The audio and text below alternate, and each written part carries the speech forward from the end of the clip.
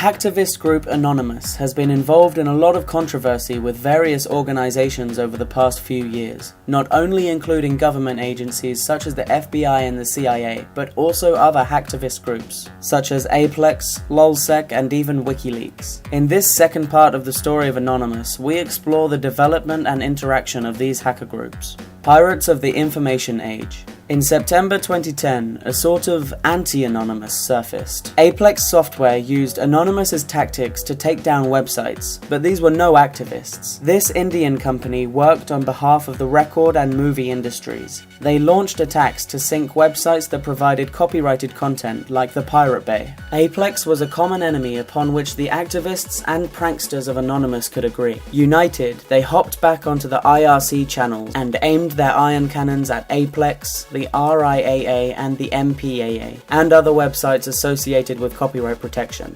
However, IRC network operators became aware that Anonymous was using their system to plan illegal activities and began shutting those channels down. Anons organized a group of servers to host their own independent IRC network, which they called AnonOps. In the end, copyright protection related websites suffered over 500 hours of downtime. Anons hacked the Copyright Alliance website and posted "Payback is a bitch" on their front page. Zombie botnets. In November 2010, WikiLeaks began to release 500,000 secret US diplomatic cables. Under threat of legal action, the US government coerced financial institutions, including PayPal, into cutting off service to WikiLeaks. Anonymous announced their support of WikiLeaks in a press release and waged war against PayPal and the other financial institutions. Anonymous went after PayPal's main site on December 8, but PayPal's reinforced network withstood the Iron Cannon attack. There just weren't enough Anonymous members to offer their support. Two hackers who went by the codenames Civil and Snitch brought a legion of computers under their control using a virus. These zombie computers formed an involuntary botnet that brought enough iron cannons to the table to take down PayPal's main transaction site. PayPal estimated that the damage cost them $5.5 million. They gave the IP addresses of 1,000 attackers to the FBI, leading to the arrests of 14 individuals, each of whom pleaded guilty. The Hacker Wars. Thanks to zombie botnets, a legion of Anons was no longer necessary to carry out a DDoS attack. A handful of Anonymous's most skilled hackers splintered off to form an exclusive team. They called themselves Lulzsec, and their leader went by an alias of Sabu. He was considered the most skilled hacker in the Anonymous collective. Lulzsec had grown tired of activism and wanted to go back to the roots of Anonymous and 4chan, which was causing chaos for no reason other than to annoy people and laugh about it. They began by hacking Fox and leaking the personal information of over 73,000 X Factor contestants. Then they hacked PBS, posting a fake news story stating that Tupac and Biggie were still alive and living together in New Zealand. Later, they hacked a porn website and published the email addresses and passwords of 26,000 members. But like junkies seeking a stronger fix, these low-risk crimes no longer thrilled Sabu and his crew, so they began to tamper with the websites of the US Senate, the FBI, and the CIA. Lulzsec's crimes against innocent internet users outraged other online activists. Hacker groups with colourful names like Team Poison and Team Web Ninjas sought to identify the members of Lulzsec and hand that information over to the authorities.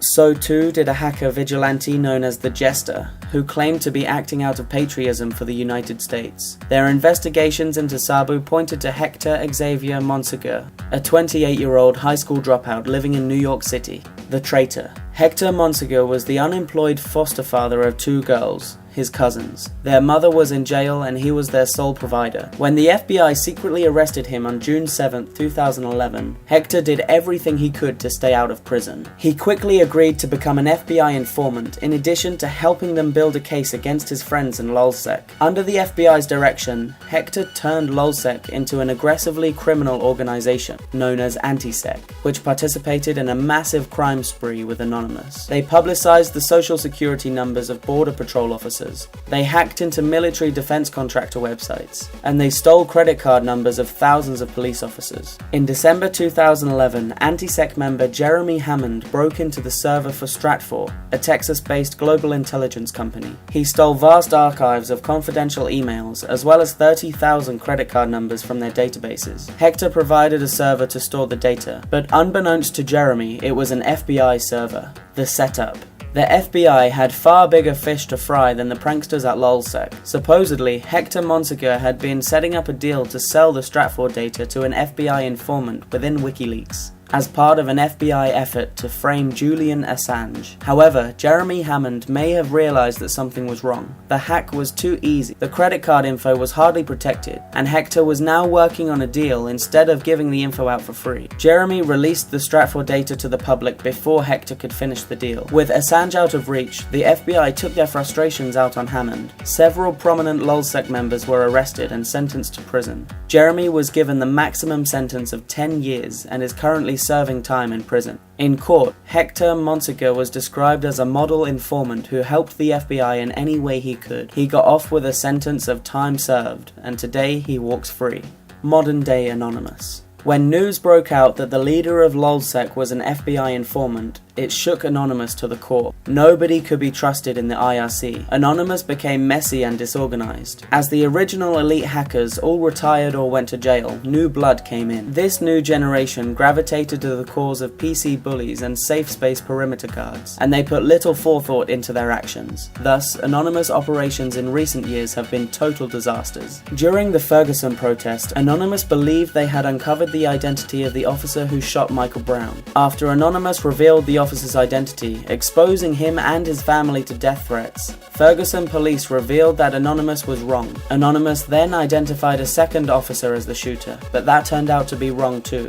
In October 2015, Anonymous began an operation to reveal members of the Ku Klux Klan, but many of the people they outed were vocal racists, who made no effort to hide their affiliations. Other people turned out not to be in the KKK at all, like cartoonist Ben Garrison. A racist once altered one of Garrison's drawings to include an anti-Semitic message, and the current generation of Anonymous thought that was enough to link Garrison to the KKK. In the wake of the Paris terror attacks, Anonymous has declared war on ISIS. They claim to have shut down over 20,000 Twitter accounts belonging to ISIS recruiters, but more credible organizations have discovered that many of those accounts didn't actually belong to any terrorists. Anonymous apologized and promised to do better in the future. If you enjoyed this video, be sure to subscribe to our channel for more Top Truths content. In the meantime, feel free to take a look at our other videos here.